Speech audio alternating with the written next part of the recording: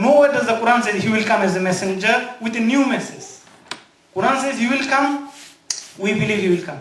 And Prophet Muhammad says he will be ruled, he ruled the nations and the universe according to the Quran and according to his sunnah. Means he will be a follower of Muhammad. So this is what is mentioned as an authentic sources from the Quran and authentic sources from the Hadith.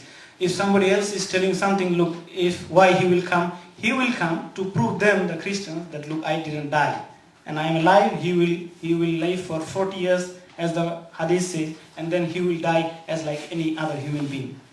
So I hope that answered the questions. The sister over there is raising her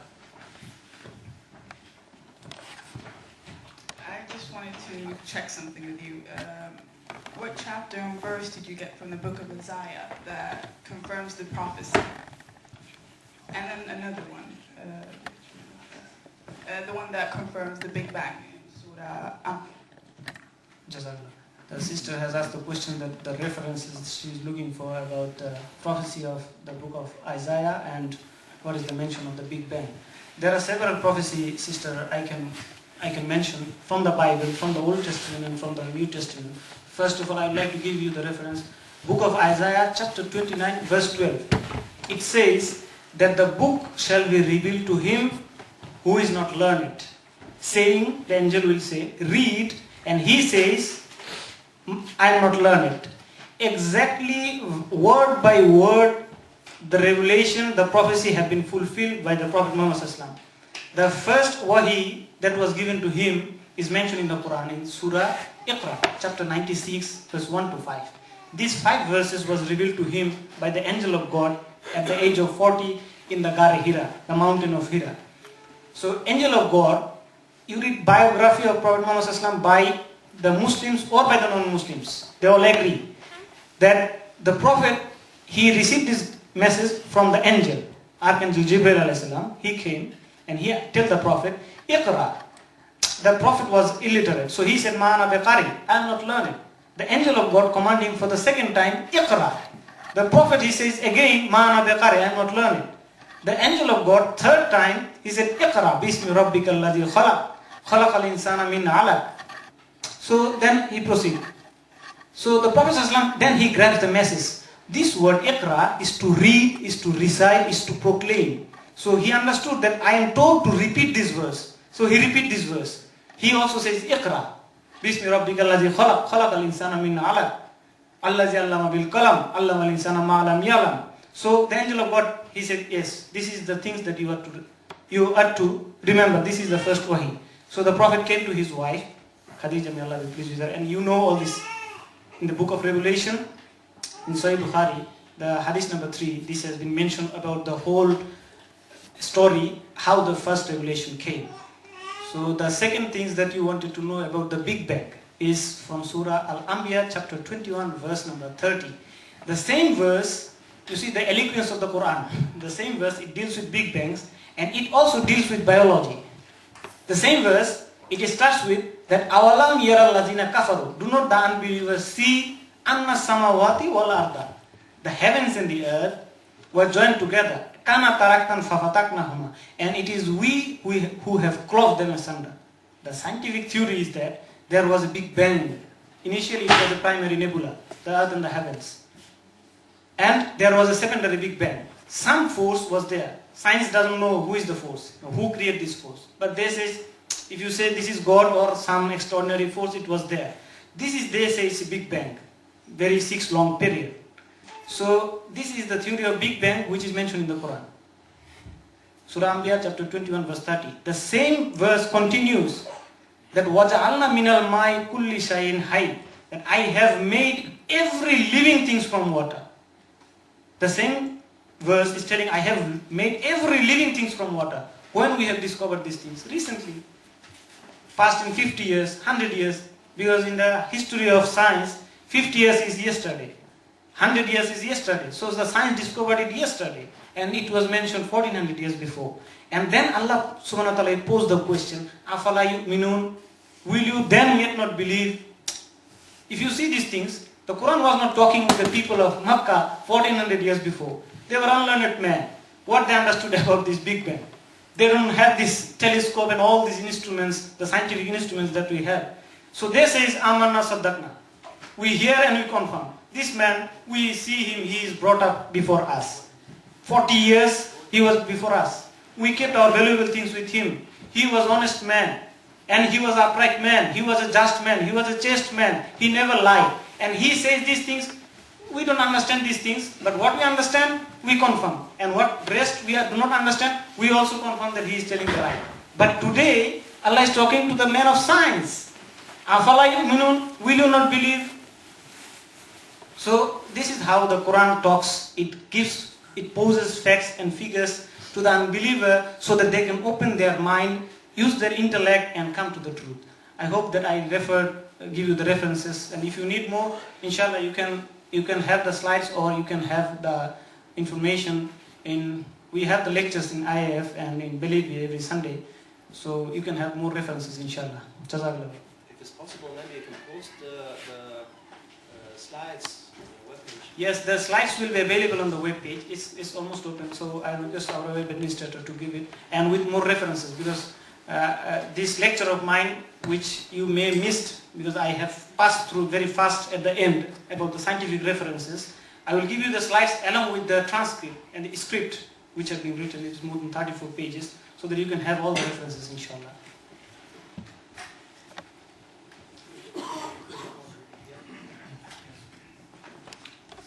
Could you please throw some light about the availability of the Quran in the written manuscript after the period of Caliph Hazrat Usman radiallahu anhu? Yes, the brother has asked. The first, the Quran was bestowed not in a written form, it was, in oral manner. I understood your question. The brother has asked the question that what is the authenticity of the scripture, written form of the Quran? Because I also know from many of the critics of Islam that during the time of fourth Caliph, Hazrat Usman may Allah be pleased with, the Quran was compiled in a written form, which is now available today. And maybe you want to mention some other things, that we know that this Zair, Zabar, Pesh, Dhamma, Kasra, Fatha, it was added later on. So initially it was oral form on the revelation that came to Prophet Sallallahu. Then how it becomes compiled in a written form. Brother, there is misconceptions, because if you go back to the history that is preserved today, whenever the revelation came to the Prophet, he was an ummi, unlearned. Jibreel, Archangel Gabriel, he was always there to correct the Prophet. The Prophet immediately memorized the verses which was revealed.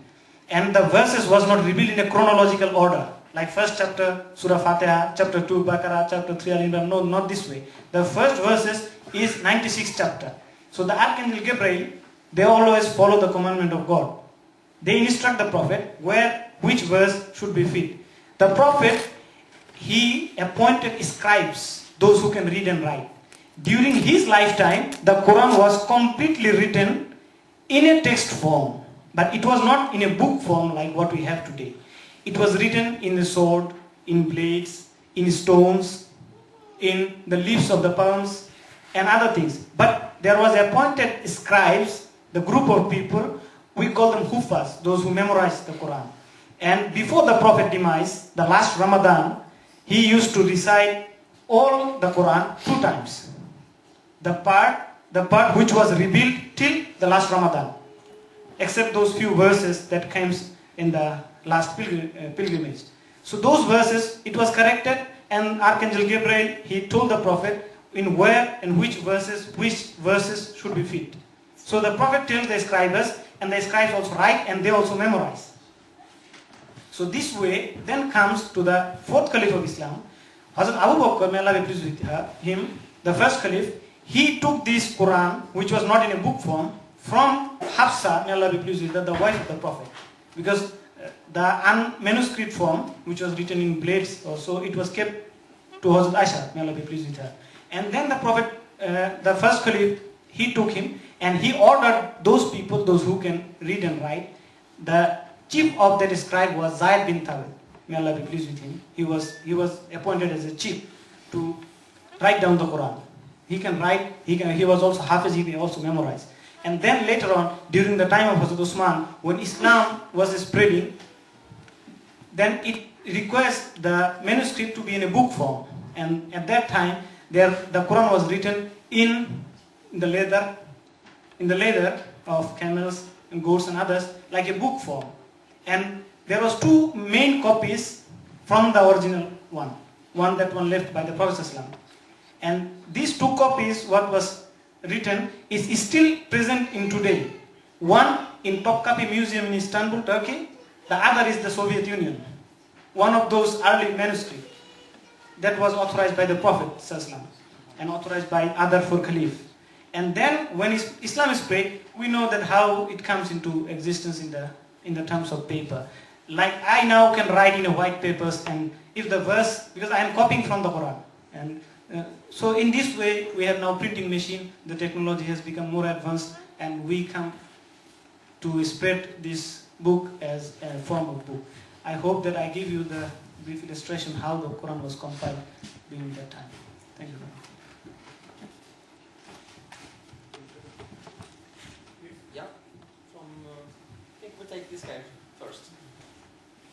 The middle of the...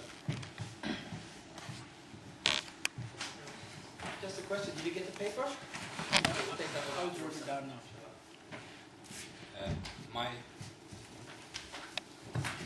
My question is about interpretation.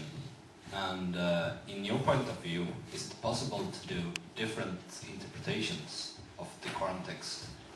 And a follow-up, if that's possible, who is deciding which is the correct one and by which criteria?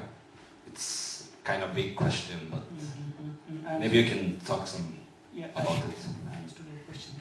The brother has posed for the very important questions that if the Quran, because the Quran was written in Arabic, now we have English translation and commentary.